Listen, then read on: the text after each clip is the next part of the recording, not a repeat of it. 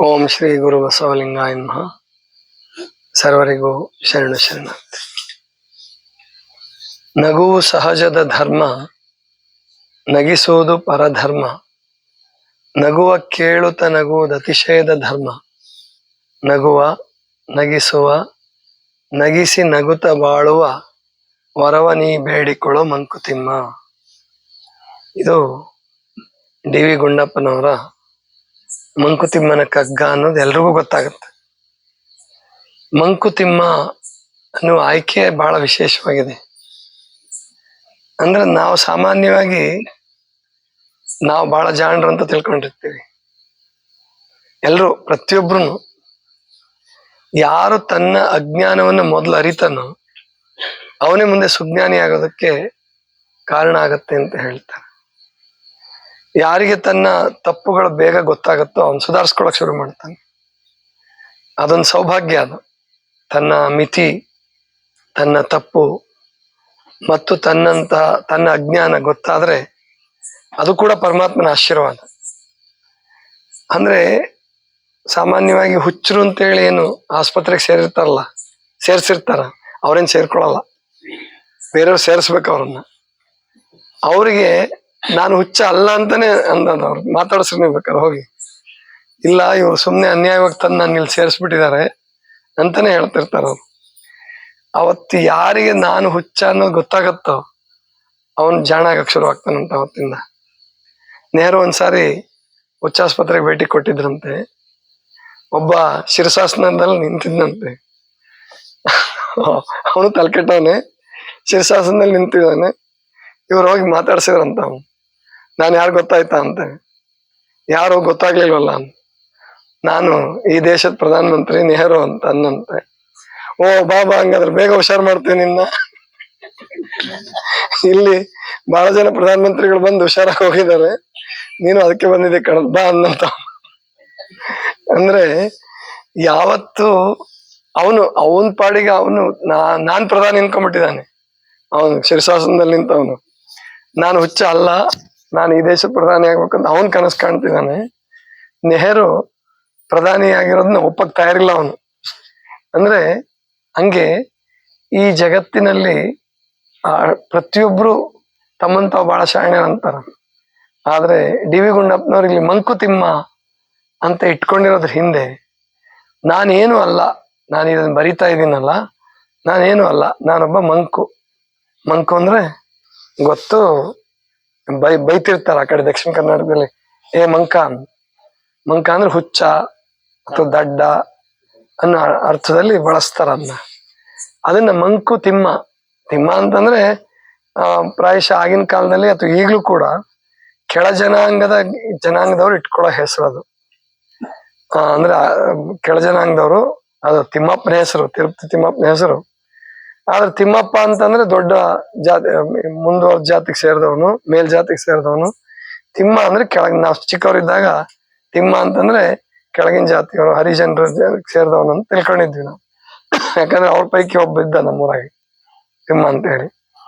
ಹಂಗೆ ಅಂಥ ಹೆಸರನ್ನ ಆಯ್ಕೆ ಮಾಡಿಕೊಂಡು ಬಹಳ ಶ್ರೇಷ್ಠವಾದ ಕಾವ್ಯವನ್ನು ಕೊಟ್ಟವರು ಡಿ ವಿ ಗುಂಡಪ್ಪನವರು. ಅಂದ್ರೆ ಅವರು ಆ ಅಂಕಿತ ಆಯ್ಕೆ ಮಾಡ್ಕೊಳ್ಳೋದ್ರಲ್ಲೇನೆ ನಾನು ಪರಮಾತ್ಮನ ಮುಂದೆ ಏನು ಅಲ್ಲ, ನಾನು ಗುರುವಿನ ಮುಂದೆ ಏನು ಅಲ್ಲ, ಸುಮ್ಮನೆ ಏನೋ ನನಗೆ ಹೊಳೆದಿದ್ದನ್ನು ಹೇಳ್ತಾ ಇದ್ದೀನಿ ಅನ್ನುವ ಅರ್ಥದಲ್ಲಿ ಅವ್ರು ಹೇಳಿದ್ದಾರೆ.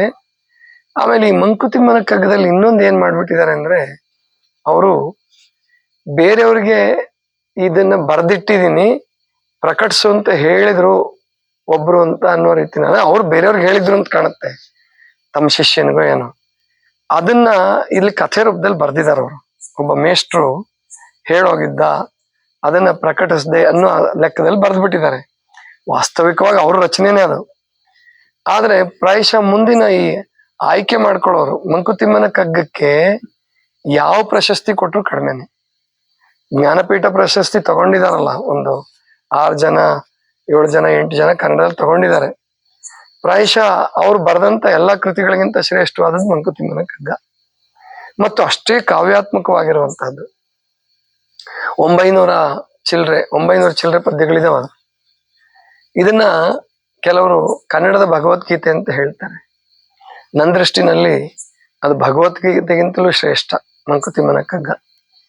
ಯಾಕೆ ಅಂದ್ರೆ ಭಗವದ್ಗೀತೆಯನ್ನು ಹೇಳುವ ವೇದವ್ಯಾಸ ಅದರಲ್ಲಿ ಕೃಷ್ಣನನ್ನ ಒಂದು ಪಾತ್ರವನ್ನಾಗಿ, ಅರ್ಜುನನ ಪಾತ್ರವನ್ನಾಗಿ ಸೃಷ್ಟಿಸಿ ಯುದ್ಧದ ಕಥೆಯನ್ನು ಹೇಳ್ತಾ ಹೇಳ್ತಾ ಜೀವನದ ಸತ್ಯವನ್ನು ಹೇಳಕ್ ಹೋಗ್ತಾನೆ.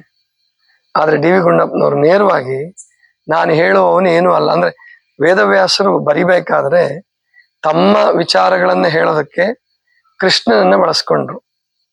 ಅದು ಭಾರತ ದೇಶದಲ್ಲಿ ಎಷ್ಟು ತಪ್ಪು ಕಲ್ಪನೆಗೆ ಒಳಗಾಯ್ತು ಅಂದ್ರೆ, ಕೃಷ್ಣ ಇವತ್ತಿಗೂ ಭಗವದ್ಗೀತೆ ಹೇಳಿದವನು ಕೃಷ್ಣ ಅಂತಾನೆ ಹೇಳೋದೆಲ್ರು. ಆದ್ರೆ ನಿಜವಾಗಿ ಭಗವದ್ಗೀತೆ ವೇದವ್ಯಾಸರು ರಚಿಸಿದ್ದು, ಅದೊಂದು ಕಾವ್ಯ. ಅದಕ್ಕೆ ಕೃಷ್ಣನನ್ನ ಅರ್ಜುನನ್ನ ಪಾತ್ರರನ್ನಾಗಿ ಮಾಡಿಕೊಂಡು ಯುದ್ಧ ಭೂಮಿಯನ್ನ ಒಂದು ರಂಗವನ್ನಾಗಿ, ರಣರಂಗವನ್ನ ಒಂದು ಭಗವದ್ಗೀತೆ ಹೇಳೋದಕ್ಕೆ ರಂಗವನ್ನಾಗಿ ಮಾಡಿಕೊಂಡ್ರು. ಅಂದ್ರೆ ಕವಿಯಾದವನು ಸತ್ಯವನ್ನು ಹೇಳೋದಿಲ್ಲ ಅನ್ನೋದನ್ನ ವೇದವ್ಯಾಸರಿಂದ ಪ್ರೂವ್ ಮಾಡ್ಕೊಂತ ಬಂದ್ಬಿಟ್ರು. ಅದಕ್ಕೆ ಪ್ರಾಯಶಃ ಇರಬಹುದು ಅಲ್ಲಮ ಪ್ರಭುಗಳು ಹೇಳುವಾಗ, ಕವಿ ಸಾಧಕರೆಲ್ಲರೂ ಕಳವಳಿಸಿ ಕೆಟ್ಟರು, ವಿದ್ಯಾಸಾಧಕರೆಲ್ಲರೂ ಬುದ್ಧಿಹೀನರಾದರು ಅಂತ ಹೇಳ್ಬಿಡ್ತಾರೆ. ಅಂದ್ರೆ ಕವಿತ್ವವನ್ನೇ ಮೆರೆಯೋದಕ್ಕೆ ಹೋಗಿ ತನ್ನ ಕವಿತ್ವವನ್ನ ಮೆರೆಯೋದಕ್ಕೆ ಬೇರೆ ಏನೋ ಕಲ್ಪಿತ ಪ್ರಸಂಗಗಳನ್ನ ಬಳಸ್ಕೊಂಡ್ರೆ ಅದು ಮುಂದಿನ ಜನಾಂಗಕ್ಕೆ ತಪ್ಪು ಸಂದೇಶ ಅಥವಾ ತಪ್ಪು ಜನಾಂಗದ ನಿರ್ಮಾಣಕ್ಕೆ ಕಾರಣ ಆಗುತ್ತೆ ಅನ್ನೋದು ವೇದವ್ಯಾಸರಿಗೆ ಗೊತ್ತಾಗ್ಲಿಲ್ಲ. ಅದಕ್ಕೆ ಶರಣರು ಕವಿಗಳಾಗಕ್ ಹೋಗ್ಲಿಲ್ಲ. ಅವರು ಶರಣರಾದ್ರೆ ಹೊರತು ಕವಿಗಳಾಗಕ್ ಹೋಗ್ಲಿಲ್ಲ. ಅದನ್ನ ತಮ್ಮ ಅನುಭವವನ್ನ ಪರಮಾತ್ಮನ ಸಾಕ್ಷಿಯಾಗಿ ಪ್ರಾಯಶಃ ಅಂಕಿತವನ್ನು ಇಟ್ಕೊಳ್ಳೋ ಪದ್ಧತಿ ಅದಕ್ಕೆ ಶುರು ಮಾಡಿದ್ರು. ಪರಮಾತ್ಮನ ಸಾಕ್ಷಿಯಾಗಿ ತಮಗನ್ಸಿದ್ದನ್ನು ಹೇಳಿದ್ರು. ಯಾರನ್ನ ಮೆಚ್ಚೋದಕ್ಕಾಗಿ ಅಥವಾ ಕೂತ್ಕೊಂಡು ಬರೆದಂತಹದ್ದೆಲ್ಲ ವಚನಗಳು. ಅದಕ್ಕೆ ವಚನಗಳು ಧರ್ಮಶಾಸ್ತ್ರಗಳಾದವು. ಗೀತೆಯೂ ಕೂಡ ಧರ್ಮಶಾಸ್ತ್ರ ಆಯ್ತು. ಆದ್ರೆ ಗೀತೆ ನಿರ್ಮಾಣ ಮಾಡಿದ ಜನಾಂಗಕ್ಕೂ ಮಾಡುತ್ತಿರುವ ಜನಾಂಗಕ್ಕೂ ವಚನಶಾಸ್ತ್ರ, ವಚನ ಸಾಹಿತ್ಯ ನಿರ್ಮಾಣ ಮಾಡ್ತಾ ಇರೋ ಜನಾಂಗಕ್ಕೂ ತುಂಬಾ ವ್ಯತ್ಯಾಸ ಇದೆ. ಗೀತೆಯನ್ನ ಬಹಳ ಜನ ದೊಡ್ಡ ದೊಡ್ಡವರು ಇಟ್ಕೊಂಡು ಹೋಗಿರ್ಬೋದು. ಸುನೀತಾ ವಿಲಿಯಮ್ಸ್ ಗೀತೆಯನ್ನು ಇಟ್ಕೊಂಡಿದ್ದೆ ನಾನು, ನನಗೆ ಗೀತೆ ಬಹಳ ಪೂಜ್ಯ ಗ್ರಂಥ ಅಂತ ಹೇಳ್ತಾರೆ. ಮೋದಿಯವ್ರಿಗೂ ಗೀತೆ ಪೂಜ್ಯ ಗ್ರಂಥ, ಗಾಂಧೀಜಿಗೂ ಗೀತೆ ಪೂಜ್ಯ ಗ್ರಂಥ. ಆದ್ರೆ ವಿಜ್ಞಾನದವರೆಗೆ ಹಚ್ಚಿದಾಗ, ಸತ್ಯದವರೆಗೆ ಹಚ್ಚಿದಾಗ ಗೀತೆ ಅನ್ನುವಂಥದ್ದು ಸತ್ಯವಾಗಿ ಉಳಿಯುತ್ತಾ? ಅಥವಾ ಇವತ್ತ್ಯಾರೋ ರೇಡಿಯೋದಲ್ಲಿ ಹೇಳ್ತಾ ಇದ್ರು ಮಂಜುಳಾ ಪುರಾಣಿಕ್ ಅವರು, ಕೃಷ್ಣ ಸಂಧಾನ ಗೊತ್ತಿತ್ತು ಅವನಿಗೆ, ಸಂಗೀತ ಮತ್ತು ಸಂಧಾನ ಎರಡನ್ನು ಇಲ್ಲ. ಸಂಧಾನಕ್ಕೆ ಮುಂದಾದ ನಿಜ, ಆದ್ರೆ ಅರ್ಜುನನೇ ನಾನು ಸನ್ಯಾಸಿ ಆಗ್ತೀನಿ ಅಂತ ಹೇಳಿದೆ. ಅಂದ್ರೆ ವೇದವ್ಯಾಸರ ಪ್ರಕಾರ. ಅಲ್ಲಿ ನೀವು ವಾಸ್ತವಿಕವಾಗಿ ಏನ್ ನಡೀತೋ ಸತ್ಯ ಗೊತ್ತಿಲ್ಲ, ಇದು ರಚನೆ. ಆದ್ರೆ ಡಿ ವಿ ಗುಂಡಪ್ಪನವರು ಇದ್ಯಾವುದನ್ನು ಮುಖ್ಯವಾಗಿ ಇಟ್ಕೊಳ್ಳಾರ್ದೇನೆ ತಮ್ಮ ಸ್ವಾನುಭವವನ್ನ ಮಂಕುತಿಮ್ಮನ ಕಗ್ಗದ ಮೂಲಕ ಹೇಳ್ಕೊಂಡ್ರು. ಜೊತೆಗೆ ಅವ್ರು ಇಟ್ಟ ಹೆಸರೇನಿದೆಯಲ್ಲ, ಅದು ಒಬ್ಬ ಭಕ್ತನ ಶ್ರೇಷ್ಠತೆಯನ್ನು ಮೆರೆಸುವಂತದ್ದು. ಬಸವಣ್ಣವರು ಕೂಡ ಹೇಳ್ತಾರಲ್ಲ, ಎನ್ನಲ್ಲಿ ಸಾಸುವೆ ಷಡ್ಭಾಗದ ನಿಂತಿಲ್ಲ ಭಕ್ತಿ.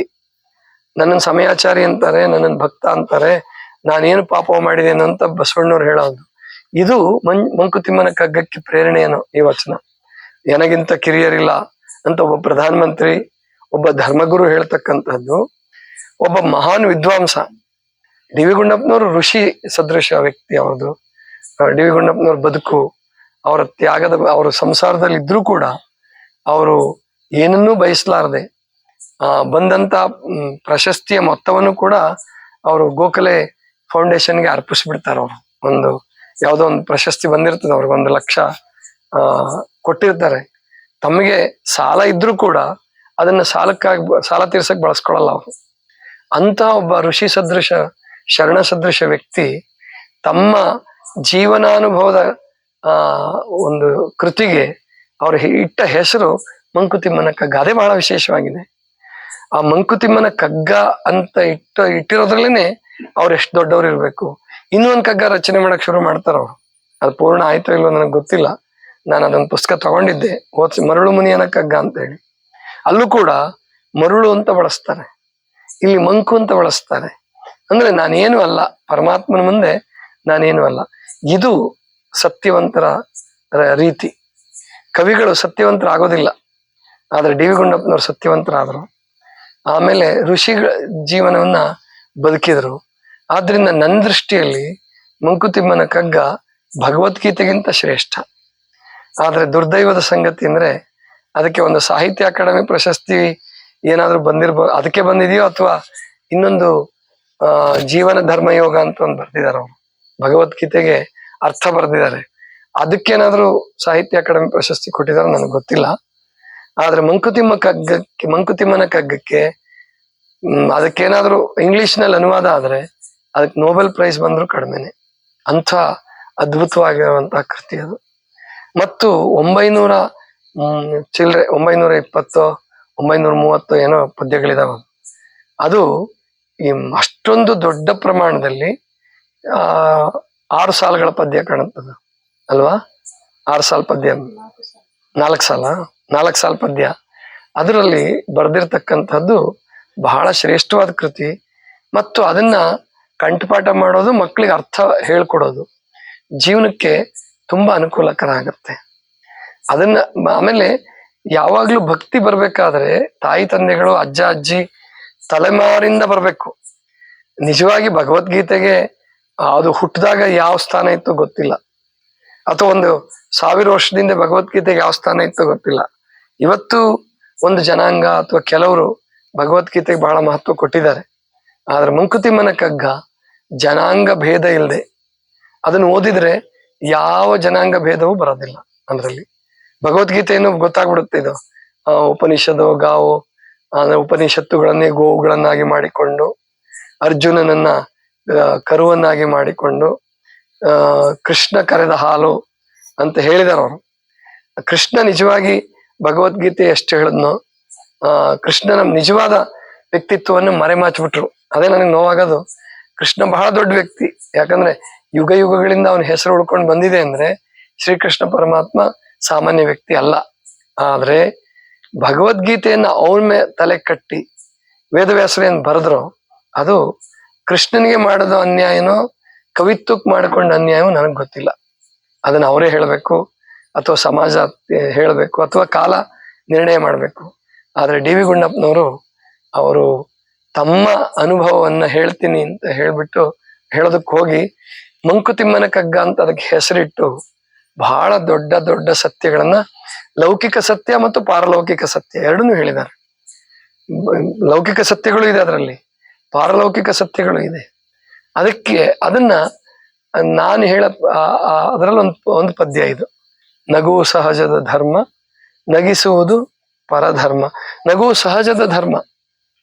ಯಾಕಂದ್ರೆ ಹುಟ್ಟುವಾಗ ಮಗು ಹುಟ್ಟಿನಿಂದ ಸಾಮಾನ್ಯ ಕೋಟಿ ಮಕ್ಕಳು, ಎಲ್ಲೋ ಒಂದೊಂದು ಕೆಲವು ಮಕ್ಕಳು ಏನು ಬುದ್ಧಿಮಾಂದ್ಯ ಮಕ್ಕಳು ಅಂತವ್ ನಗ್ತಾವ ಇಲ್ಲೋ, ಅಥವಾ ಅವು ಕೂಡ ನಗ್ಬೋದೇನೋ ನನಗೆ ಗೊತ್ತಿಲ್ಲ. ಆದ್ರೆ ಎಲ್ಲಾ ತೊಟ್ಟಿಲ್ಲ ಮಕ್ಕಳು ಅದು ಯಾವ ಜಾತಿ ಜನಾಂಗ ಧರ್ಮ ಭೇದ ಇಲ್ಲದೆ ಎಲ್ಲಾ ಮಕ್ಕಳು ನಗ್ತಿರ್ತವೇನೋ ಅಂತ ಕಾಣಿಸುತ್ತೆ. ಅದು ನಗು ಸಹಜದ ಧರ್ಮ, ನಗಿಸುವುದು ಪರಧರ್ಮ. ದೊಡ್ಡವರಾದ್ಮೇಲೆ ತನ್ನ ಜೀವನದ ಸಂಕಷ್ಟಗಳನ್ನು ಮರೆತು ನಗಿಸುವ ಕಲೆಯನ್ನು ಕಲಿತಾನಲ್ಲ, ಅದು ಶ್ರೇಷ್ಠ ಧರ್ಮ. ನಗುವು ಸಹಜದ ಧರ್ಮ, ನಗಿಸುವುದು ಪರಧರ್ಮ. ಪರಧರ್ಮ ಅಂದ್ರೆ ಶ್ರೇಷ್ಠ ಧರ್ಮ. ನಗಿಸುವುದು ಪರಧರ್ಮ. ನಗುವ ಕೇಳುತ್ತ ನಗುವುದು ಅತಿಶಯದ ಧರ್ಮ. ನಗುವನ್ನ ಕೇಳ್ತಾ ಏನು ಬದುಕ್ತಿರಲ್ಲ ಅದು ಅತಿಶಯದ ಧರ್ಮ. ಅಂದ್ರೆ ನಗ್ಸಕ್ಕೂ ಬರಲ್ಲ, ನಗಕ್ಕೂ ಬರಲ್ಲ, ನಗುವನ್ನ ಕೇಳಿ ನಗ್ತಿರಲ್ಲ, ಅದು ಇನ್ನೂ ಶ್ರೇಷ್ಠ ಧರ್ಮ ಅಂತ ಹೇಳ್ತಾರ. ಅಂದ್ರೆ ಅವನ ಅಹಂಕಾರ ಬಿಟ್ರೆ ಮಾತ್ರ ಸಾಧ್ಯ ಅದು.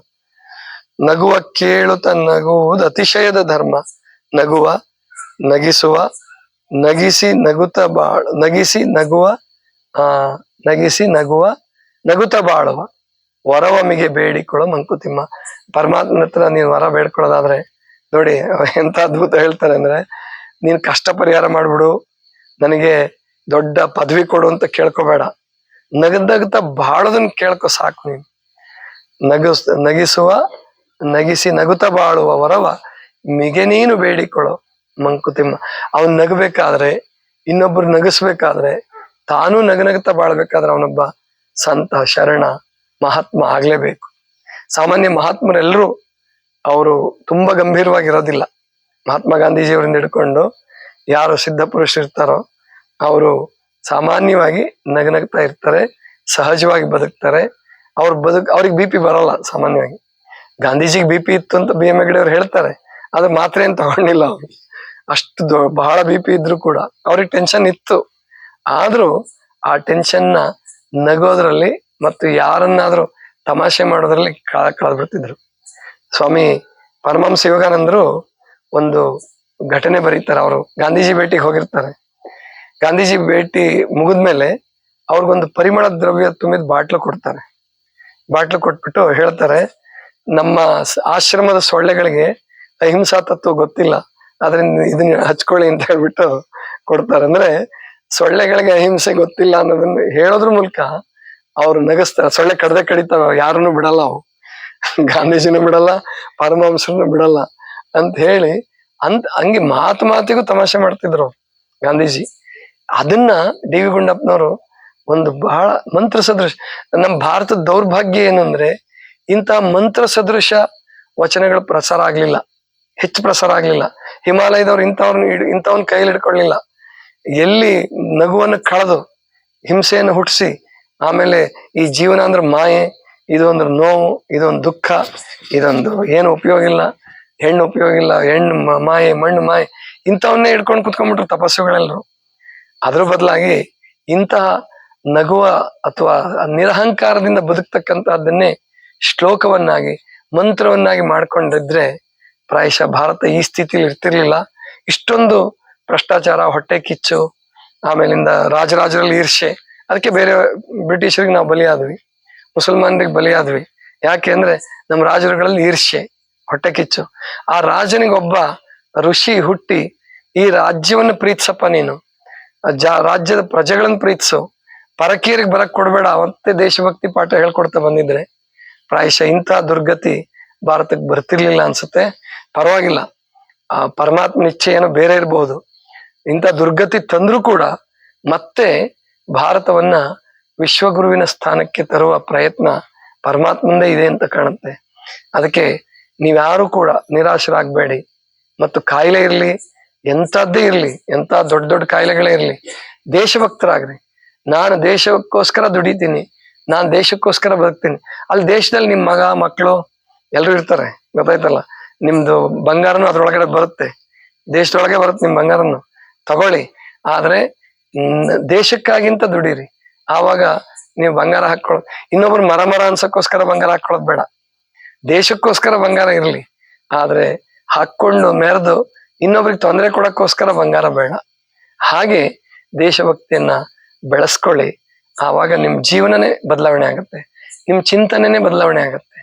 ಇದಿಷ್ಟು ಇವತ್ತಿನ ಚಿಂತನ. ಸರ್ವರಿಗೂ ಶರಣ ಶರಣ.